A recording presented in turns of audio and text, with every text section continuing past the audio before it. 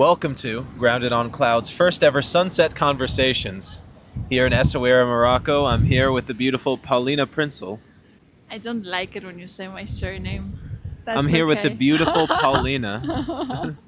And this is actually not true because it's our second sunset conversations. Second Sunset Conversations, first that's being filmed. It's a beautiful sunset. Wow. Today, I want to talk about time Time. because we had a really interesting experience today. There was an hour of daylight saving in Morocco, but apparently also in the US. So, apparently, in more places in the world. And we didn't know. And we just found out now, like 30 minutes before sunset, and we thought we were in such a different time zone than we were.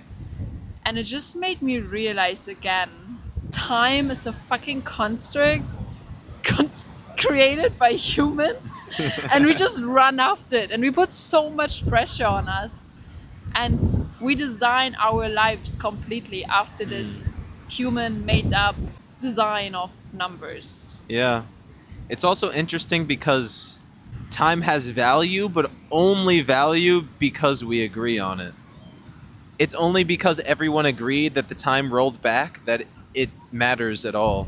And thus it changes on my phone and it changes on all the clocks, but the earth doesn't care at all, so the sunset doesn't Exactly. change at all. Exactly. Like this is what I'm saying. Like the sunset and the sunrise and everything, how just the day was transforming and changing just stays completely the same and goes after the same rhythm. But how we relate to it is changing. Yeah. And I am just, I don't know, I feel a bit of frustration because obviously we are in a working society and we need time in a way. I think it just helps us. Like, it's also obviously a construct which helps us to organize and to communicate in a way. Like, it's similar to words, it helps us to express certain things. But I feel a little bit of anger because I don't want depend on it so much. What I want to depend on is the rhythm and the cycle of the earth, which is always the most true. I feel like it's really interesting because it reminds me so much of my relationship with my own ego and the way in which it's really not real at times. At times, it really feels like it's just a collection of stories and elements that aren't real, and it's proven to be not real because I can change it in a moment. Like, I can, in a moment, Yes. decide that it's going to be different, and it is. And it changes, but just kind of like daylight savings. But at the same time, I rely on it. And it's important, and it's real.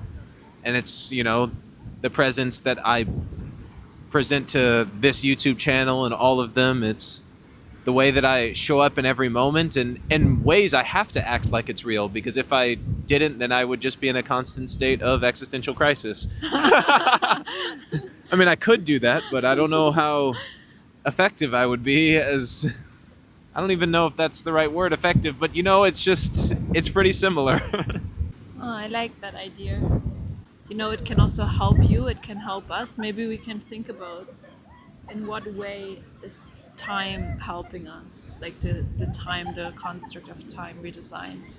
Whoa. Well, now that you're saying it, I see that the way that we all agree that time is kind of giving us a focal point on which we can all be in the same reality. And I think that's so important because we Oh, all do exist in a separate reality, but we come together in this wow. moment of agreement so that we can share Wow. our reality with each other. You know what this reminds me of? We had actually a really similar conversation just 2 months ago when there was the new year happening. Ah. And the two incredible people, as we are, decided that we don't want to celebrate the new year because we were too tired. Because it's fake, just like Because time. it's fake. Because we were like these keep challenging concepts and whatever. We're like, no, we're not going to do that. That's just a concept. But it's so true because we were then redefining our own new year. We were thinking about, oh, how could we celebrate or how could we create our own celebration? And we came to this one conclusion where we were, wow, this allows us, like, one day the whole world, okay, there are some cultures which have their own new year, but the whole world decided today we are going to start a new year, and it creates this feeling of we are in the same reality. We Yeah. all start now into something new, and it's beautiful. It's something really beautiful. Yeah. It is beautiful.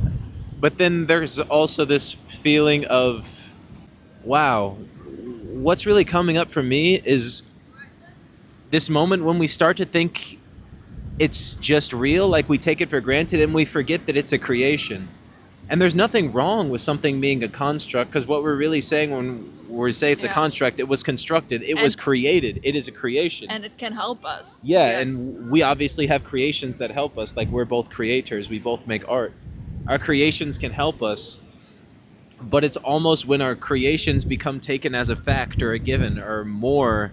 Wow, it's interesting. Huh. Of course, creations can help us.